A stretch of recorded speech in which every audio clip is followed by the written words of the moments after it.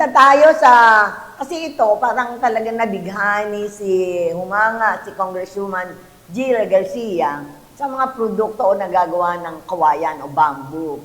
No, lalo na nung pinashare siya ni Congressman Abad, nung nakasama niya ni, di ba? Tapos din na sila sa probinsya ng Iloilo ba yun?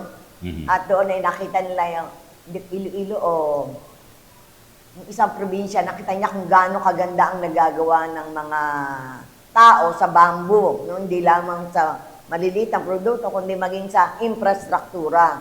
Kaya nung nagkaroon ng Mindanao Bamboo Forum, bangat hindi siya nakarating, ay pinadala niya si Chief of Staff niya, no, Chief sa of Staff, 36. Rolly. Oo, sa 36 si Rolly Rojas, no, sa napakalagang inisyatibo na naganap sa Mindanao Bamboo Forum na ginanap sa The Farm, Coronadal, South Cotabato. Buti pa si Kuya Rolly Hindi pa tayo nakarating dyan. Oo nga eh.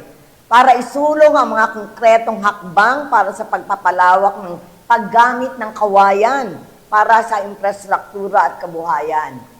Ang forum ayon kay Sir Rolly ay binuo ng iba't ibang sektor at ahensya na nakatuon sa pagpapahalaga sa paggamit ng mga kawayan sa infrastruktura.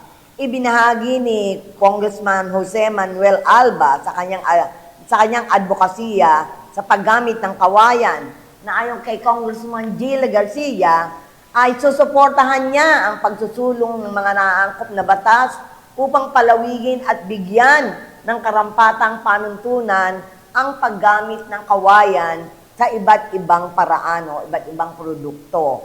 Naniniwala umano si Congressman Gila Garcia na mahalagang matutunan ang mga ugnayan sa pagsusulong ng bamboo planting activities, produktong kawayan na gawa ng mga local crafters, at dahil ito umano ay magbubukas ng oportunidad para sa pagpapatayo ng mga disaster resilient and eco-friendly classroom at PBL training para sa mga mag-aaral na kayang-kaya nating i-replicate at gawin dito sa lalawigan ng Bataan.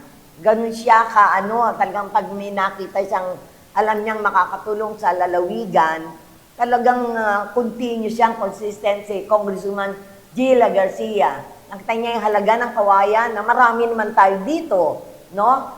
Na pwedeng gawin sa produkto ng local craft at pwede rin sa infrastruktura. Kaya tuloy-tuloy ang kanyang pagsusulong o pagsubaybay sa ganitong produkto.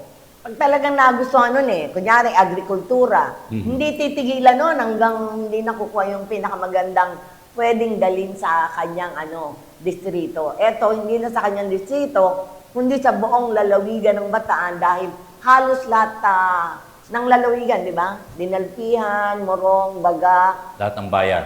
Merong mga bamboo. Sayang nga naman dahil Particularly, dinalupihan in Baga yata. Oo, yan.